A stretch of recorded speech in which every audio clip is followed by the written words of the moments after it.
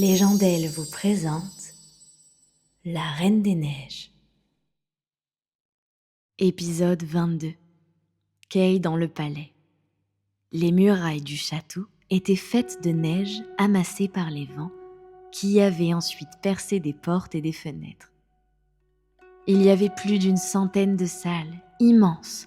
La plus grande avait une longueur de plusieurs kilomètres. Elles étaient éclairées par les feux des aurores boréales.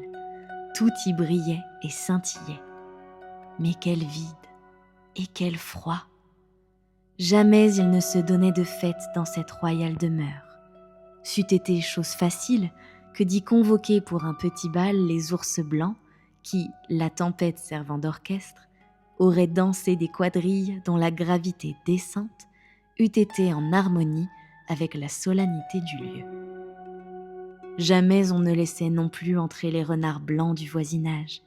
Jamais on ne permettait à leurs demoiselles de s'y réunir pour babiller et médire, comme cela se faisait pourtant dans bien des cours.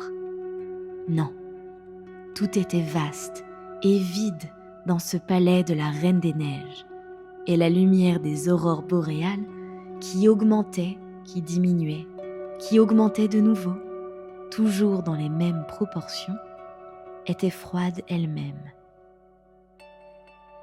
Dans la plus immense des salles, on voyait un lac entièrement gelé, dont la glace était fendue en des milliers et des milliers de morceaux. Ces morceaux étaient tous absolument semblables l'un à l'autre. Quand la Reine des Neiges habitait le palais, elle trônait au milieu de cette nappe de glace qu'elle appelait le seul vrai miroir de l'intelligence. Le petit Kay était bleu, presque noir de froid. Il ne s'en apercevait pas. D'un baiser, la Reine des Neiges lui avait enlevé le frisson, et son cœur n'était-il pas d'ailleurs devenu de glace? Il avait dans les mains quelques-uns de ces morceaux de glace plats et réguliers dont la surface du lac était faite. Il les plaçait les uns à côté des autres en tous sens, comme lorsque nous jouons au jeu de patience. Il était absorbé dans ses combinaisons et cherchait à obtenir les figures les plus singulières et les plus bizarres. Ce jeu s'appelait le grand jeu de l'intelligence, bien plus difficile que les casse-têtes chinois. Ces figures hétéroclites, qui ne ressemblaient à rien de réel, lui paraissaient merveilleuses, mais c'était à cause du grain de verre qu'il avait dans l'œil. Il composait, avec ces morceaux de glace, des lettres et parfois des mots entiers. Il cherchait en ce moment à composer le mot « éternité ».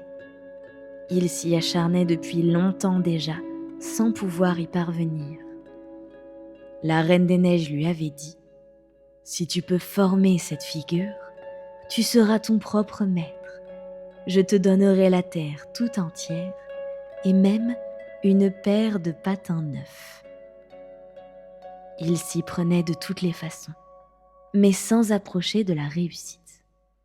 « Il me faut faire un tour dans les pays chauds, » dit la Reine des Neiges. « Il est temps d'aller surveiller les grands chaudrons, car elle entendait par ces mots les volcans.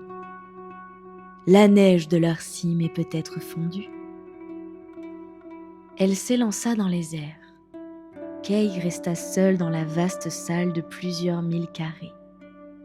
Il était penché sur ces morceaux de glace, imaginant, combinant, ruminant comment il pourrait les agencer pour atteindre son but. Il était là, immobile, inerte. On l'aurait cru gelé.